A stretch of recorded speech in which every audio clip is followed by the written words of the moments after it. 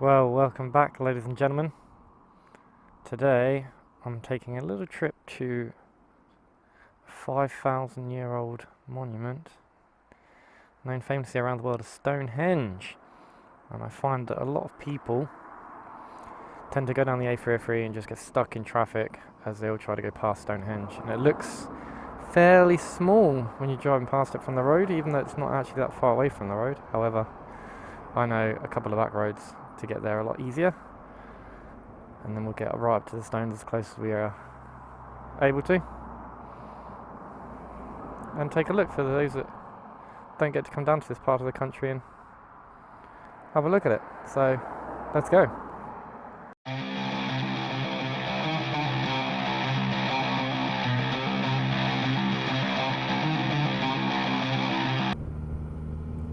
So the little village I was just in was called Durrington, and if you're heading to Stonehenge from London way, you come off the roundabout, 2 or 3 roundabouts before you're meant to come off, and head into Durrington, and then you just literally follow the back roads parallel to the E05, and then you'll skip all the traffic that's slowing down to have a look. That's literally the only reason it's busier across there.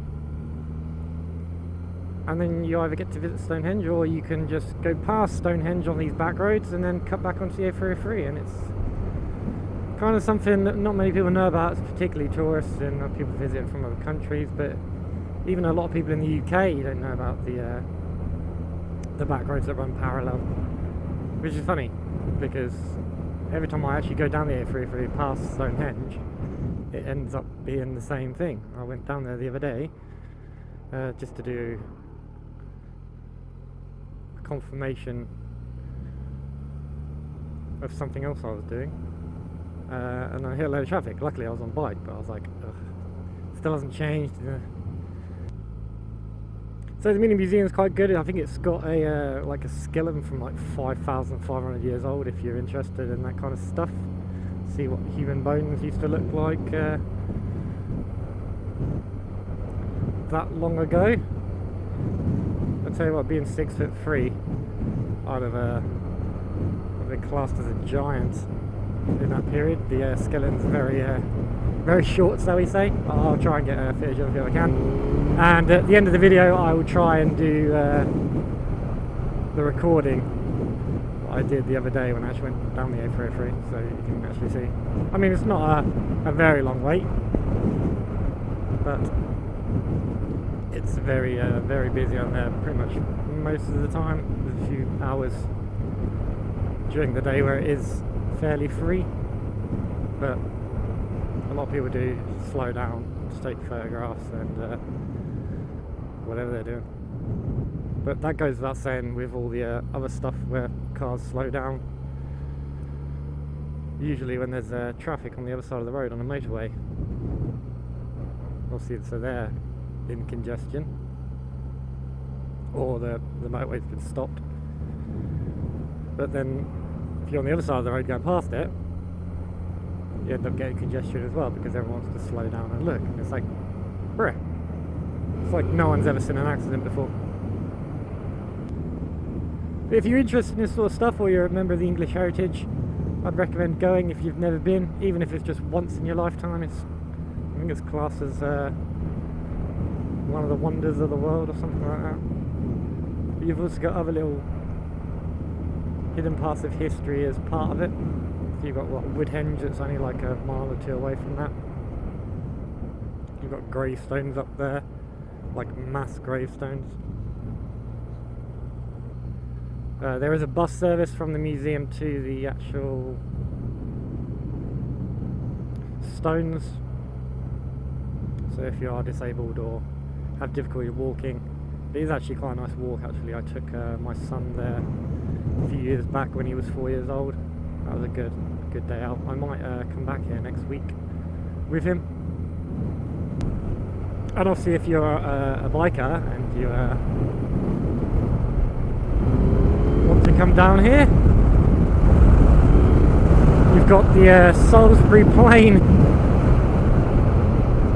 just on my right, And if you've got a Duke 690, 790, Triumph Scrambler, Africa Twin, any type of off-road capability type bike, you'll have lots of fun in that training area.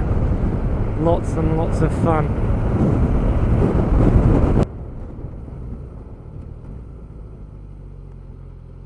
Whee! And then we're just down here. Whee! I like this part of Wiltshire. Wiltshire and Dorset are my two favourite counties at the moment. But the problem you've got is a lot of counties in England are pretty, if you know where to go and where to look.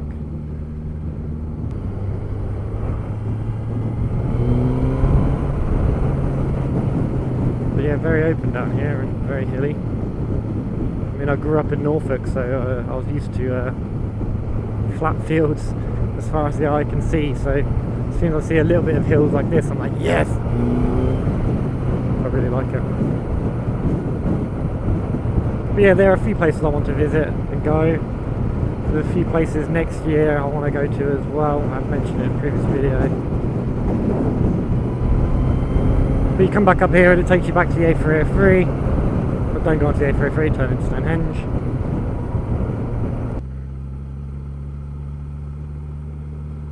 Look at that neatly stacked hay. Can you remember when England used to be heavily into farming and the harvest and stuff? I mean, if it still is if you're if you live in the countryside, but that's the whole reason we have 6 weeks off for some holiday, isn't it? It was back when kids used to have to break up to assist their parents with harvesting and whatnot. Hello? It's a nice car, down the wrong way.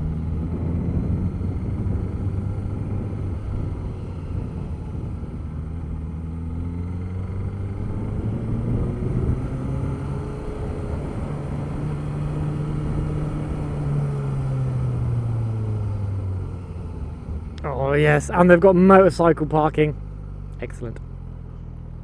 Last time I was here I wasn't on a motorcycle, so no pressure, you just got everyone watching, including people on YouTube. Imagine if I was live streaming. I don't know, can GoPros live stream? I think one of the older ones could. I wouldn't know how to set it up. Can you imagine if I could just set this up for live stream and I wouldn't have to do YouTube anymore? I could literally just click it and just live stream. And here's the motorcycle parking. Well, I'm here to show you Stonehenge and I've just ended up gawking at other motorbikes. Right, we're here. Let's go have a look and show you around.